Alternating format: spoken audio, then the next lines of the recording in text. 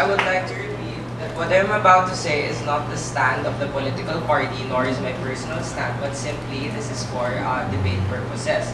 So first, I'm going to define my side. I am not here to say that the tightening of Latin honors is advantageous to the students. I am just here to say that it is not disadvantageous being opposition. So I will now rebut the Prime Minister. First, the Prime Minister said that the tightening prevents academic performance by giving sickness and emotional distress. And to this, I say that first and foremost, you cannot reason that because from the very first place, you are not taking away anything from the students, nor are you punishing them by tightening the qualification for Latin honors, because we have to look into the nature of what the Latin awards is. It is a distinction. It is an award. And awards are there to give distinction and recognition to students who have achieved much. It is not a right of the students to get a Latin award. It is just there to recognize them. Second, about being holistic, we also have to consider that Latin awards are not the only awards here in the university. We have other award-giving bodies that recognize holistic performance of the students. But we have to consider that Latin awards are there to recognize the excellent academic performance of our students. Now on to my main arguments.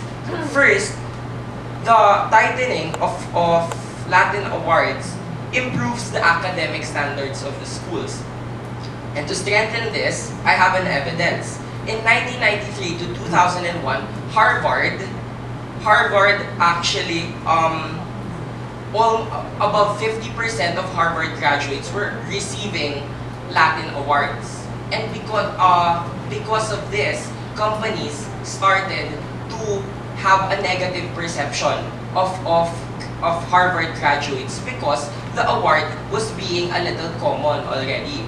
Now, what LaSalle is trying to do is beneficial to the students because it actually protects us from this negative perception of companies of us. Again, I am not saying that the tightening of Latin awards will improve the perception of companies. I am just saying that it protects our students from a negative perception.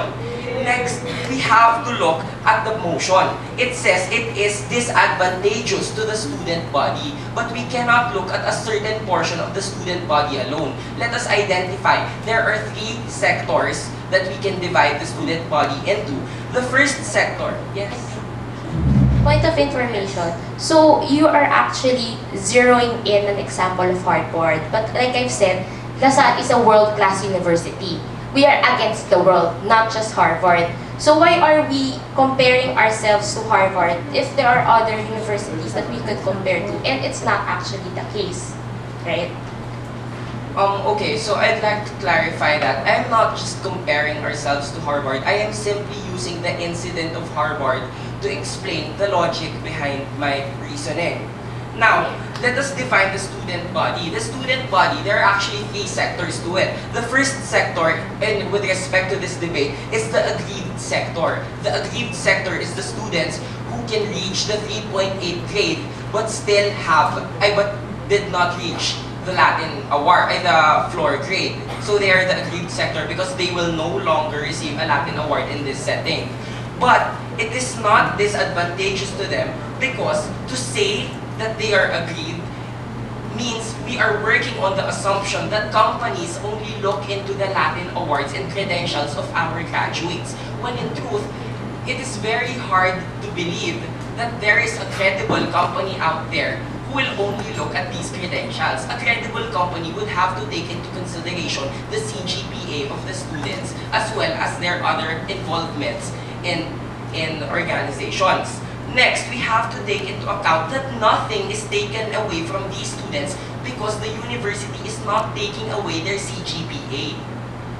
They're not taking away their CGPA, and their high CGPA will still be reflected in their transcript of records. What we are doing is simply adding an added benefit. We are recognizing the students who can actually sustain this excellence by maintaining a 3.8 CGPA and not having anything lower than 3.0, 2.5, or 2.0. Point of information. you might be right that we might not be. I'm sorry. I'm sorry. Okay, so point of information, you said that we're not taking away their GPA. But by lowering the 2.0, but by not having a grade lower than 0, it's actually taking away their recognition itself. So you're right. We're not your CGPA is as is, and that's what company looks at too. But not all companies knows the ranking of being a cum laude or a summa cum laude. Okay. Well, again, I'm going to go back to my rebuttal that we are not solely reliant on Latin honors because the university also recognizes holistic performances. Okay. And finally, the third part of the student body is those that are not affected, those that do not reach the 3.8 CGPA. And for them, they also benefit from this move of the university because they are protected from the negative perception of companies. Because now, LaSalle is at par with international standards in line with what Chet has said. In conclusion, I believe that the motion is advantageous to a certain extent to the small population who will get the award, and it is not disadvantageous to the majority of the remainder population. For my counter proposal, I do affirm the tightening of qualifications for Latin honors.